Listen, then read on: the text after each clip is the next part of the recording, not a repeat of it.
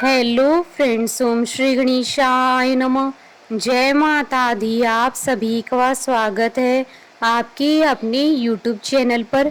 आप सभी को नवरात्रि की हार्दिक शुभकामनाएं। आज हम नवरात्रि के चतुर्थ दिन पर दुर्गा सप्तशती के पाठ के छठे और सातवें अध्याय को प्रस्तुत करेंगे। फ्रेंड्स, वीडियो शुरू करने से पहले आपसे रिक्वेस्ट है, अगर आप हमारे चैनल पर नए हैं और आपने अभी तक चैनल को सब्सक्राइब नहीं किया है तो प्लीज़ सब्सक्राइब कीजिएगा चैनल को, साथ ही प्रेस कीजिएगा बेल आइकन को, जिससे नए वीडियो से रिलेटेड नोटिफिकेशन आपको तुरंत प्राप्त हो सके। और वीडियो पसंद आने पर वीडियो को लाइक और शेयर ज़रूर कीजिएगा ताकि सभी भक्तों को इस वीडियो का लाभ प्राप्त हो सके। और कमेंट बॉक्स में जय माता दी जरूर लिखिएगा। या देवी सर्वभूतेषु शक्तिरूपेण संस्थिता नमस्तस्यै नमस्तस्यै नमस्तस्यै नमो नमः। छठा अध्याय प्रारंभ। धूम्रलोचन का वध। महर्षि मेधा ने कहा, देवी की बात सुनकर दूत क्रोध में भरा हुआ वहां से असुरेंद्र के पास पहुंचा और सारा वृतांत उसे कह सुनाया।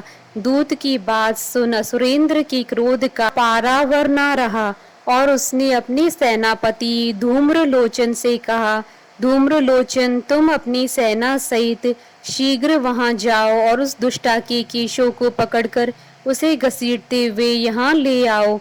यदि उसकी रक्षा के लिए कोई दूसरा खड़ा हो, चाहे वह देवता, यक्ष अथवा गंधर्व ही क्यों न हो, उसको तुम अवश्य मार डालना।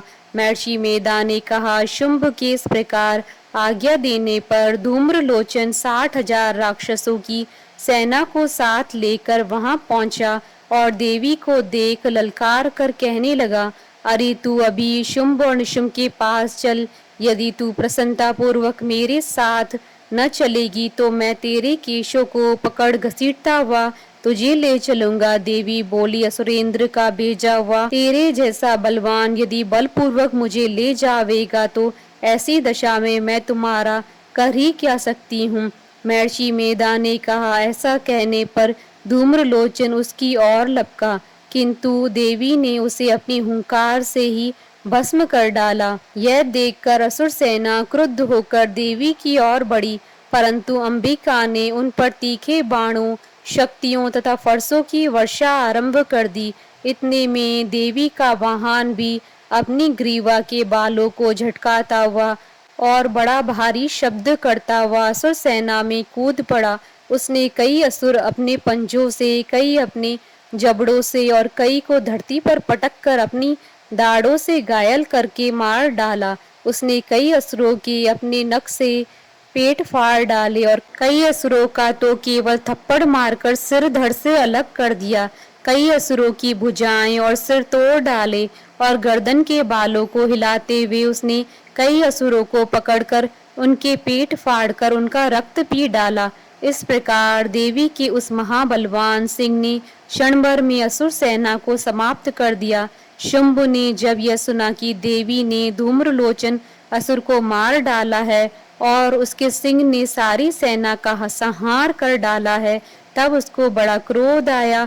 उसके मारे क्रोध के होंठ फड़फड़ाने लगे और उसने चंड तथा मुंड नामक महासुरों को आज्ञा दी, हे चंड मुंड, तुम अपने साथ एक बड़ी सेना लेकर वहां जाओ और उस देवी के बाल पकड़कर उसे बांधकर तुरंत यहाँ ले आओ।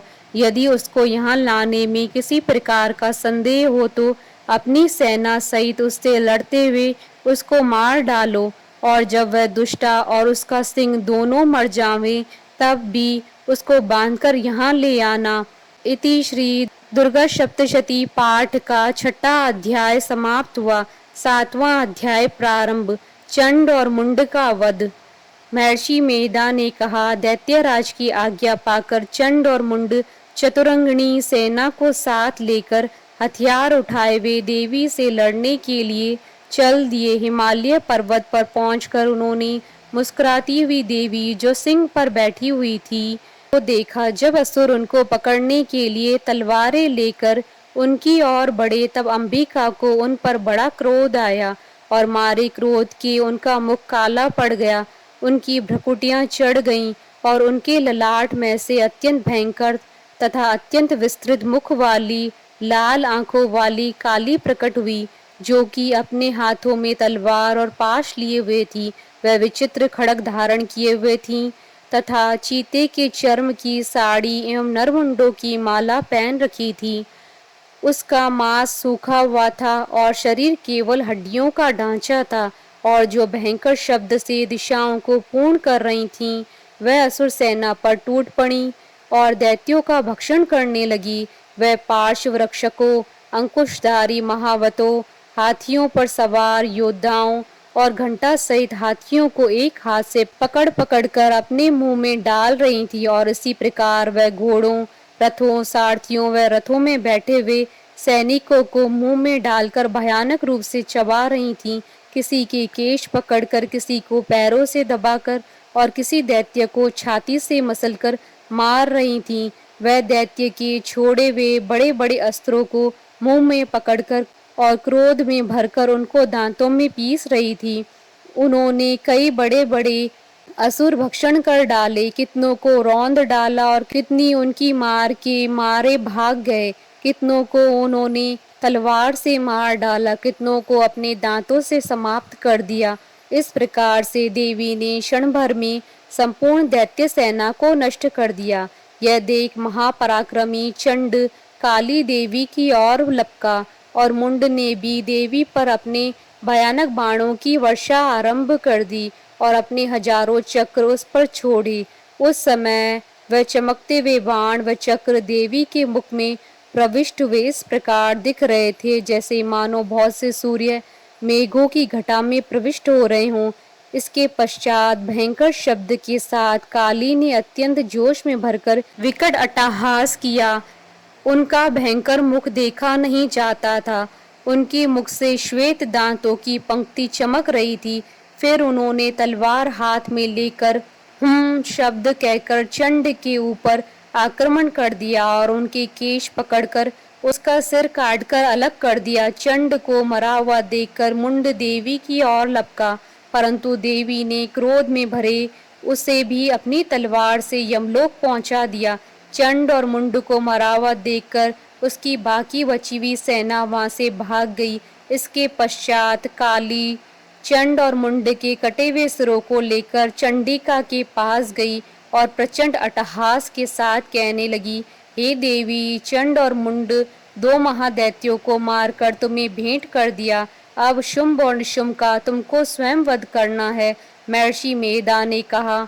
वहां लाए हुए चंड और मुंड के सिरों को देखकर कल्याणकाई चंडी ने काली से मधुर वाणी में कहा, हे देवी, तुम चूंकि चंड और मुंड को मेरे पास लेकर आई हो, अतः संसार में चामुंडा के नाम से तुम्हारी ख्याति होगी। इति श्री दुर्गा सप्तशती पाठ का 7वां अध्याय संपूर्ण हुआ। जयकारा मां माईदा सच्चे दरबार की जय। हमारे साथ इस वीडियो में अंत तक बने रहने के लिए आपका धन्यवाद।